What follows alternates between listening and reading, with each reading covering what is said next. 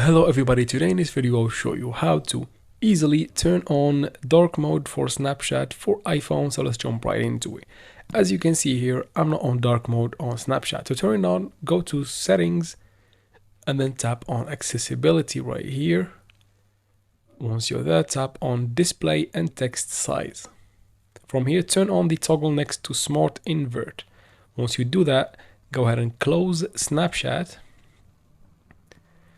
And after that, once you go ahead and open it, you'll find that the dark mode is turned on Snapchat. And that's how we do it, guys.